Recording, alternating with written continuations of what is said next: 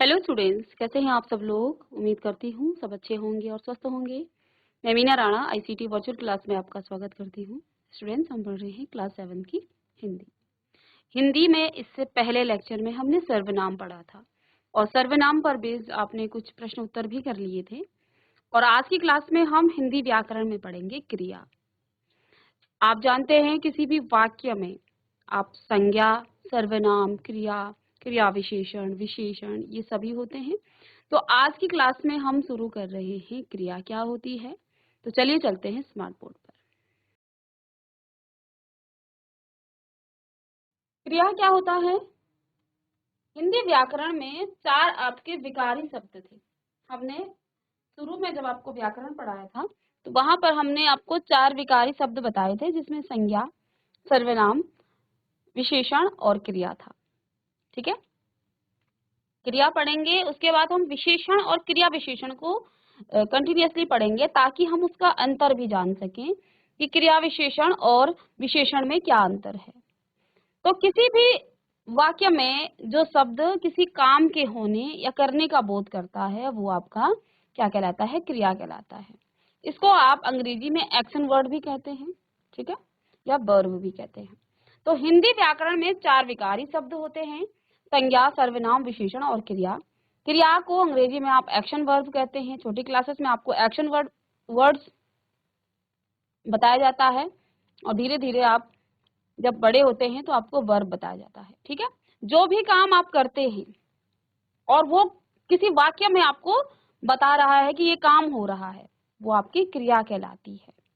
ठीक है, तो अब क्रिया की एक छोटी सी परिभाषा हम लिखेंगे। जिस शब्द के द्वारा किसी क्रिया के करने या होने का बोध हो उसे क्रिया कहा जाता है। क्रिया के स्थान पर आप यहाँ काम भी लिख सकते हैं।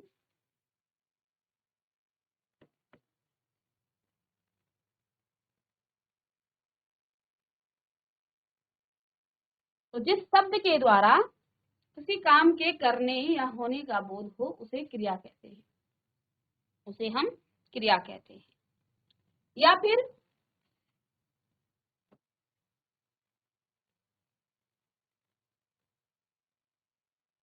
वाक्य में प्रयुक्त जिस शब्द अथवा शब्द समूह के द्वारा किसी कार्य के होने अथवा उसकी पूर्णता या अपूर्णता का बोध होता है उसे क्रिया कहते हैं। ठीक है, अब वाक्य में आपका काम पूरा भी हो सकता है कि वो काम हो चुका है और हो सकता है कि वो काम पूरा ना हुआ हो।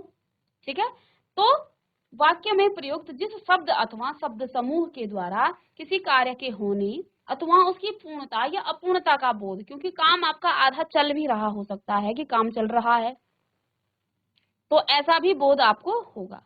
ठीक है, जैसे कि पढ़ना, लिखना, खाना, पीना, खेलना, सोना, ये सभी क्या है, क्रियाएं हैं। ठीक है, चलिए इतना लिख लीजिएगा, क्रिया की परिभाषा और उसके उदाहरण।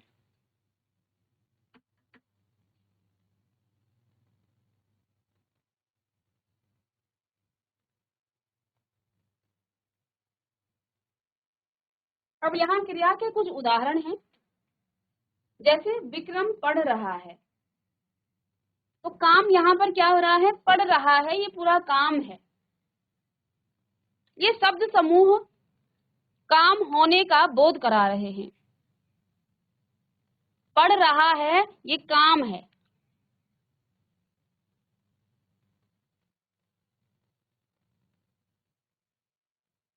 दूसरा, महेश क्रिकेट खेल रहा है, ये शब्द समूह काम के होने का, क्रिया के होने का बोध कर रहा है। सुरेश खेल रहा है, ये भी शब्द समूह है और ये भी क्रिया को बता रहा है। राजा राम पुस्तक पढ़ रहा है। ठीक है,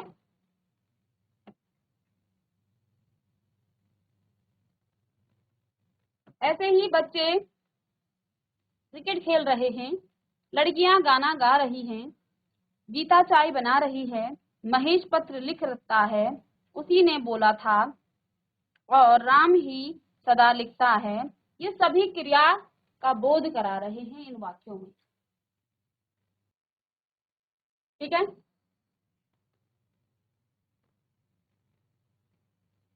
तो विक्रम पढ़ रहा, इस वाक्य में पढ़ रहा है ये क्रिया का बोध कराता है। सुरेश खेल रहा है, इसमें खेल रहा है, ये शब्द समूह हैं और इन शब्द समूहों से हमें काम के होने का बोध हो रहा है। ठीक है, तो चलिए सभी उदाहरण लिखेंगे क्रिया के। विक्रम पढ़ रहा है, महेश क्रिकेट खेल रहा है, सुरेश खेल रहा है, राजा राम पुस्तक पढ़ रहा है, या यहाँ आप राम पुस्तक पढ़ रहा है कर दीजिएगा। बच्चे क्रिकेट खेल रहे हैं, लड़कियां। तो इनमें कौन कौन से क्रिया शब्द हैं, ये सभी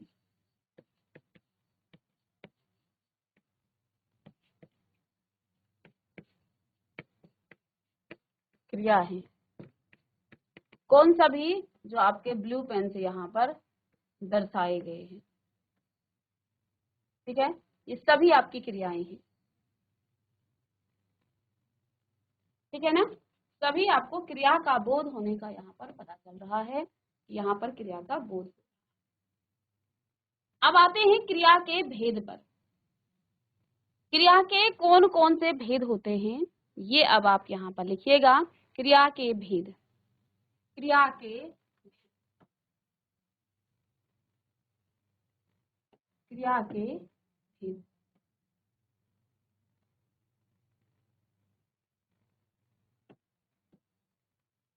क्रिया का वर्गीकरण 3 आधार पर किया गया है। क्रिया का जो वर्गीकरण है वो 3 आधार पर किया गया है। पहला आधार है कर्म के आधार पर, प्रयोग एवं संरचना के आधार पर तथा काल के आधार पर। क्रिया का वर्गीकरण 3 आधार पर किया गया है। ठीक है, इससे पहले आपने संज्ञा के भेद पढ़े, आपने सर्वनाम के भेद पढ़ लिए, फिर अब यहाँ पर आप क्रिया के भी भेद हैं। इसके 3 आधारों पर किए गए हैं। एक तो कर्म के आधार पर, दूसरा प्रयोग या संरचना के आधार पर, काल के आधार पर क्रिया का वर्गीकरण यहाँ पर किया गया है। तो ये तीनों लिखेंगे आप। कर्म के आधार पर, प्रयोग के आधार पर, या संरचना के आधार पर, या फिर काल के आधार पर।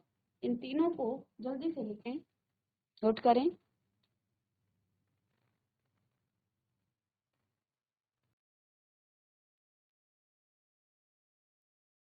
पहला भेद है कर्म के आधार।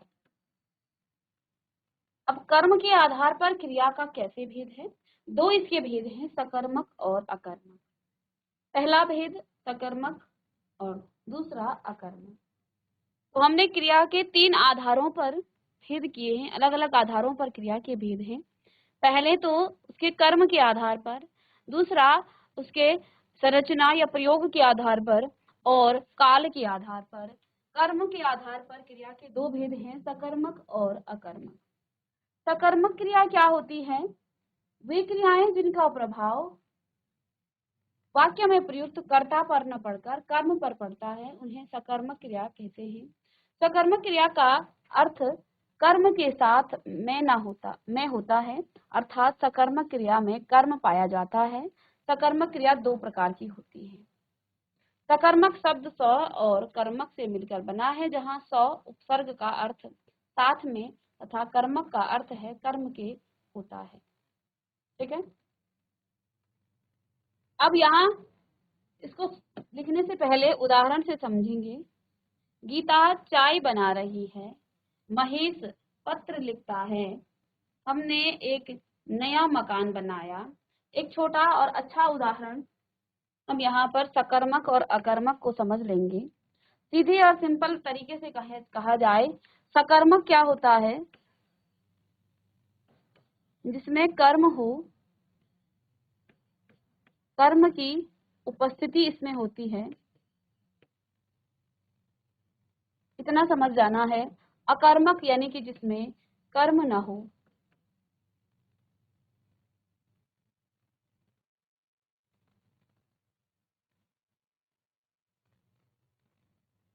सकर्मक यानी कि जिसमें कर्म उपस्थित हो, अकर्मक यानी कि जिसमें कर्म ना हो। ठीक है, तो अब देखिए, आइए सकर्मक और अकर्मक में क्या अंतर है। कर्म पहले जान लेते हैं। किसी भी क्रिया में कर्म क्या होता है? मैंने कहा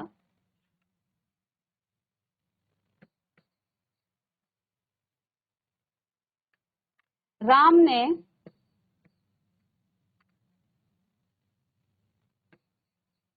फल खाया। राम ने फल खाया, ये एक वाक्य है, ठीक है। तो इसमें राम तो आपका क्या हो गया है, संज्ञा, और इसके साथ ये कर्ता चिन्ह लगा है, आपको कारक पढ़ा दिए थे। खाया ये आपका क्रिया हो गया, लेकिन क्रिया से पहले यहाँ अब देखिए इस क्रिया का प्रभाव, इस क्रिया का प्रभाव किस पर पड़ा, राम ने फल खाया।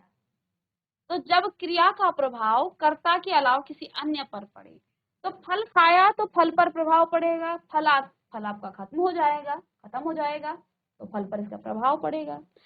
अब मैं कहूं राम ने रावण को मारा, अब तो आपको और अच्छे से समझ में आएगा प्रभाव कैसे पड़ रहा है। यहाँ काम क्या हो रहा है, मारने का, क्रिया आपका क्या है, मारने का, और इस मारने का प्रभाव किस पर पड़ा, रावण पर पड़ा। यानी कि यहाँ पर आपका कर्म क्या है, रावण है, क्योंकि कर्म क्रिया का प्रभाव रावण पर पड़ा है, इसलिए कर्म आपका क्या है, रावण है। तो जहां पर क्रिया का प्रभाव कर्ता के अलावा किसी अन्य पर पड़े तो वो आपका कर्म कहलाता है। कर्म समझ गए तो सकर्मक समझ में आ जाएगा। तो कर्म समझना आवश्यक है। जिस वाक्य में कर्म हो, और कर्म कब होता है, जब क्रिया का प्रभाव कर्ता के अलावा, देखो काम करने वाला तो यहाँ राम है, राम ने रावण को मारा, काम किसने किया, कर्ता कौन है, राम है। अब जिस पर प्रभाव पड़ रहा है, किस पर पड़ रहा है, रावण पर, क्योंकि काम का प्रभाव रावण पर पड़ रहा है। राम ने फल खाया, काम करने वाला कौन है, कर्ता तो राम है, लेकिन कर्म कौन है, किस पर फल खा क्या कर रहा है, किस पर काम कर रहा है, रावण, राम। राम ने यहाँ इस वाक्य में फल खाया है, तो राम किस पर काम कर रहा है, फल पर, तो यही इसी पर तो प्रभाव पड़ेगा। तो ये तो कर्ता है राम, ठीक है, और इस कर्ता ने जो काम किया वो फल पर प्रभाव पड़ा, इसलिए ये आपका कर्म हो गया, फल। यहाँ राम ने रावण को मारा, तो काम किसने किया, राम ने, तो ये तो कर्ता है, लेकिन कर्ता के अलावा प्रभाव किस पर पड़ा, कर्म पर, रावण पर। जिस पर प्रभाव पड़ता है उसे कर्म कहा जाता है। तो अगर कर्म समझ गए तो सकर्मक और अकर्मक बस एक लाइन में समझ जाएंगे, जिसमें कर्म हो वो सकर्मक, जिसमें ना हो वो अकर्मक, सिंपल सी बात, ठीक है। तो देखिए गीता चाय बना रही है, अब यहाँ बना रही है ये तो आपकी क्रिया है, कौन बना रही है, कर्ता आपकी कौन है, गीता है, गीता आपकी कर्ता है। भाई क्या बना रही है, चाय बना रही है, यानी कर्म यहाँ पर आपके सामने दिया गया है, तो ये आपका सकर्मक है। महेश पत्र लिख रहा है, तो काम यहाँ लिखने का हो रहा है, लेकिन किस पर काम कर रहा है, पत्र पर, तो ये आपका कर्म है। हमने एक नया मकान बनाया, क्या बनाया, नया मकान, तो ये कर्म है। वह मुझे अपना भाई मानती है, तो वो मुझे मानती है, क्या मानती है, अपना भाई, तो ये कर्म है। राधा खाना बनाती है, राधा बनाती है, क्या बनाती है भाई, खाना बनाती है। रमेश सामान लाता है, रमेश क्या लाता है, सामान लाता है, तो ये आपका कर्म है। क्योंकि इन सभी वाक्यों में कर्म दिया गया है, इसलिए, और कर्म पर कर्म दिया गया है, यानी कि क्रिया का प्रभाव उस पर पड़ रहा है, तो ये आपका सकर्मक क्रिया कहलाती है, ये आपकी सकर्मक क्रिया कहलाती है, ठीक है। तो जहां पर आपको वाक्य में कर्म दिया गया हो तो वो आपकी सकर्मक, और कर्म न दिया गया हो तो वो आपकी अकर्मक क्रिया कहलाती है। तो अब इस सकर्मक का एक छोटी सी परिभाषा लिख सकते हैं आप, कि वे क्रियाएं जिनका प्रभाव वाक्य में प्रयुक्त कर्ता पर न पड़कर कर्म पर पड़ता है। तो कर्ता यानी जो काम करने वाला होता है, कर्म यानी जिस पर काम हो रहा है, उन्हें सकर्मक क्रिया कहते हैं। सकर्मक क्रिया का अर्थ कर्म के साथ में होता है, अर्थात सकर्मक क्रिया में कर्म पाया जाता है, और सकर्मक क्रिया दो प्रकार की होती है। सौ शब्द का अर्थ, सकर्मक जो शब्द है वो सौ और कर्मक से मिलकर बना है, जहाँ सौ उपसर्ग का अर्थ साथ में तथा कर्मक का अर्थ होता है कर्म के साथ में। कर्म के साथ में जो क्रिया होती है उसे ही हम सकर्मक कहते हैं। सिंपल भाषा में लिखना चाहें तो वह वाक्य जिसमें कर्म मौजूद हो वो आपका सकर्मक, और जिसमें कर्म मौजूद ना हो तो इसके लिए आपको कर्म समझना पड़ेगा पहले। कर्म क्या है, कर्म समझ रहे तो सकर्मक में कोई परेशानी नहीं है, उसमें कुछ अलग से आपको पढ़ना ही नहीं है। ठीक है, तो ये आपका सकर्मक क्रिया है। चलिए इसे नोट करें।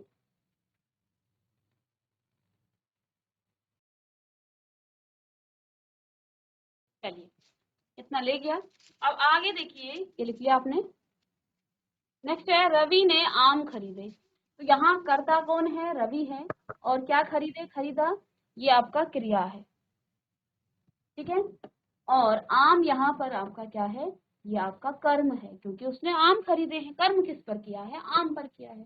ठीक है, हम सब से शरबत पिया, हम सब ने, ये होगा पिया नहीं पिया होगा। ठीक है, हम सब ने शरबत पिया, क्या पिया, शरबत पिया, तो ये कर्म है, सकर्मक है।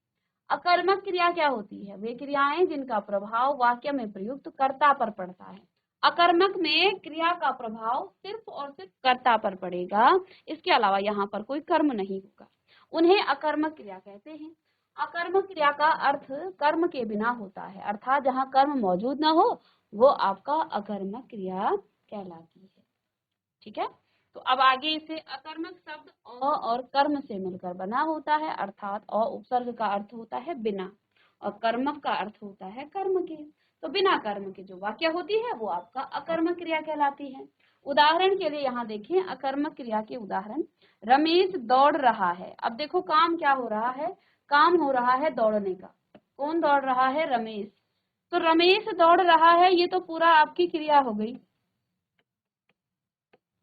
और रमेश आपका कर्ता है, तो यहाँ क्रिया का प्रभाव कर्ता पर पड़ रहा है। क्रिया का प्रभाव सीधे कर्ता पर पड़ रहा है।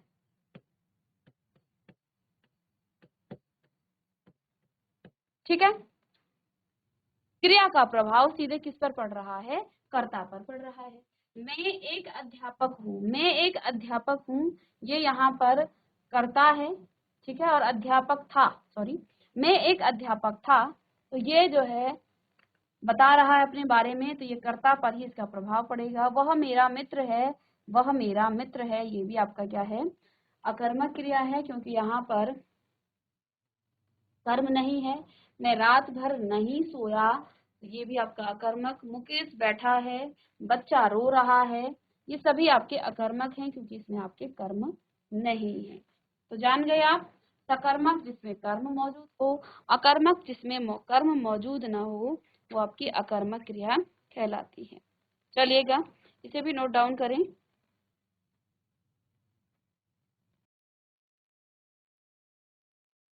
दूसरा भेद यहाँ रचना की दृष्टि से आपकी क्रिया, रचना की दृष्टि से क्रिया। देखिए रचना की दृष्टि से क्रिया के कौन कौन से भेद हैं। सामान्य क्रिया, सहायक क्रिया, संयुक्त क्रिया, सजातीय क्रिया, कृदंत क्रिया, प्रेरणार्थक क्रिया, पूर्वकालिक क्रिया, नाम धातु क्रिया और नामिक क्रिया। चलिए रचना की दृष्टि से क्रिया की भी,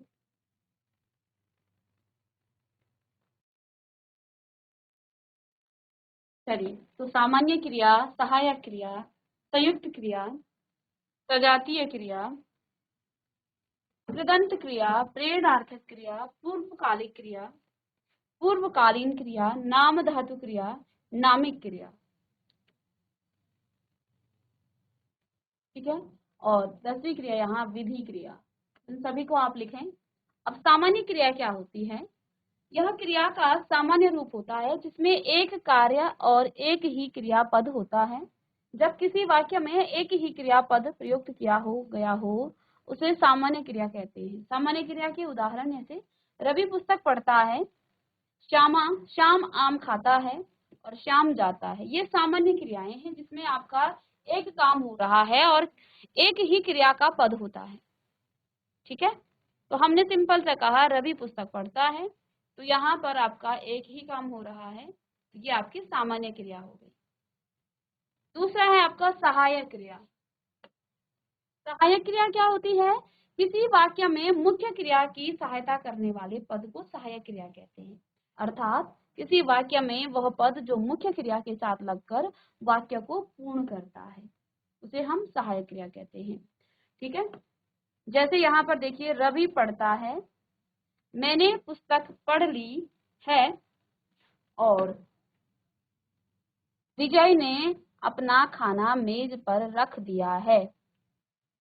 तो देखो यहाँ पर जो मेन क्रिया है ये आपका पढ़ है, पढ़ना, और पढ़ना को हमने पढ़ता है, ये आपकी सहायक है। इसके साथ मैंने पुस्तक पढ़ ली है, तो ये पूरा जो है मिल करके पढ़ना धातु के साथ पढ़ना क्रिया के साथ यहाँ ली है, ये सहायक क्रिया है। मेज पर रख दिया है, रखना और रख दिया है, ये मिल करके जो है ये एक सहायक क्रिया, इसको जो है इस क्रिया को पूर्ण कर रहे हैं। ठीक है, जैसे हमने कहा वह जा रहा है, वह जा रहा है, तो देखो मुख्य क्रिया तो आपका जाना है, ठीक है, लेकिन हमने कहा वह जा रहा है, तो ये इसकी सहायक क्रियाएं हो गई। इसको सहायक क्रिया के साथ मिला करके ये जो है एक पूर्ण क्रिया यहाँ पर बना रही है। तो ये आपकी सहायक क्रिया के कुछ उदाहरण हैं। ठीक है, इसको लिख लें आप। तो सामान्य क्रिया में आपका एक ही काम होता है। ठीक है, यहाँ पर जो मुख्य क्रिया है उसके साथ जुड़ करके कुछ सहायक क्रियाएं होती हैं जिससे आपका वाक्य पूरा होता है। ठीक है, और संयुक्त क्रिया वह क्रिया जो दो अलग अलग क्रियाओं के योग से बनती है उसे संयुक्त क्रिया कहते हैं। जैसे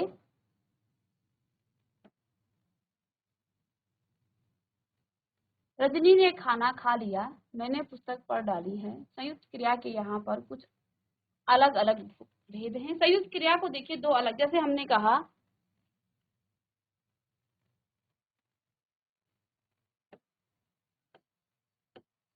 वह स्कूल आया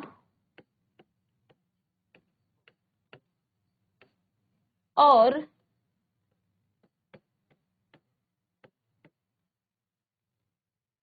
सो गया।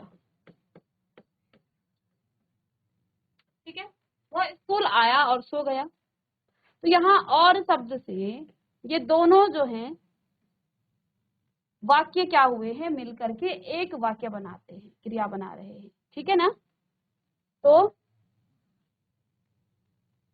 या फिर यहाँ पर आप देख सकते हैं उदाहरण के लिए, रजनी ने खाना खा लिया, रजनी ने खाना खा लिया।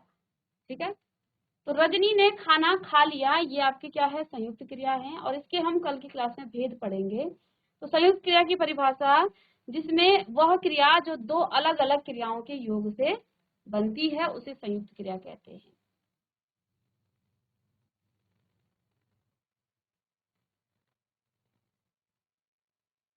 चलिए, और नेक्स्ट क्लास में इसके हम भेद पढ़ेंगे संयुक्त क्रिया के। ठीक है,